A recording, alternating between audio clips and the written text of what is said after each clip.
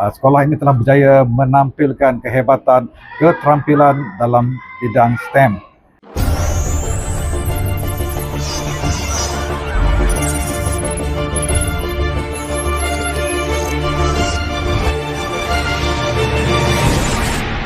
Saya Rizwan bin Jantan dari Pusat Penyelidikan dan Penilaian Institut Amidi Maki yang terletak di Bandar Enstek, Kompleks Pendidikan Nilai Negeri Sembilan. Mengapakah pihak Institut Amidi Maki memilih Sekolah Kebangsaan Bayan Baru sebagai lokasi lawatan ini?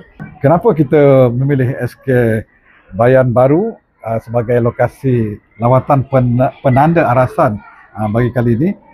Kerana sekolah ini telah menunjukkan kehebatannya dalam bidang STEM, dan saya dapat melihat bukti-buktinya pada hari ini dalam sesi lawatan kami kira-kira hampir 2 jam hari ini, dan rasa disambut dengan roket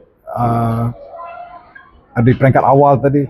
Itu menunjukkan sesuatu yang sangat menarik untuk SK Bayan Baru, dan saya juga telah melihat bukti-bukti yang dibentangkan oleh pihak sekolah, bagaimana sekolah ini telah berjaya menggunakan dashboard dan mempunyai pula ikon guru Cikgu Jaya.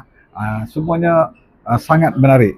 Lebih-lebih lagi melihat penglibatan murid-murid sekolah ini dalam aktiviti PDPC yang kita lihat penggunaan platform digital yang digunakan begitu optimum. Tahniah saya ucapkan. Ingin merakamkan ucapan bahagian kepada pihak sekolah, terutamanya Tuan Guru Besar Razif, barisan pentadbir sekolah, guru-guru dan juga murid-murid SK Bayan Baru.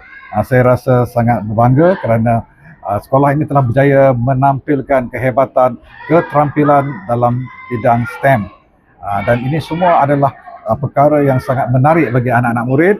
Inilah kenangan mereka selepas meninggalkan alam persekolahan nanti, dan juga menarik minat juga murid-murid di sekitar sekolah ini yang belum lagi menjejakkan adik-adik mereka, sudah tentu menarik minat untuk mereka bersekolah di sini. Dan sekali lagi saya ucapkan tahniah cikgu, tahniah kepada semua, dan harapan kami supaya sekolah ini akan menjadi sekolah yang cemerlang dan berjaya melahirkan murid-murid yang gemilang dan terbilang pada suatu masa nanti. Sekian, terima kasih. Sekian, terima kasih.